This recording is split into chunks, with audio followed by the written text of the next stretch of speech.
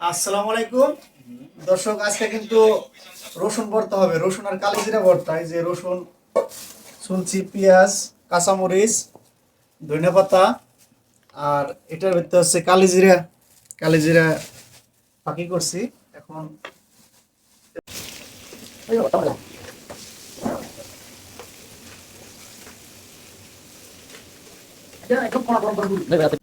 দর্শক, এই যে আমাদের লিকসন এখন ভর্তা বানাইতেছে, ছেঁচতেছে সবকিছু।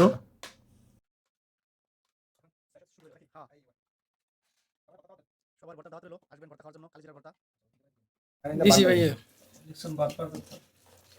দর্শক, আমাদের এই যে রসুন আর কালিজিরা ভর্তা কিন্তু হয়ে গেছে।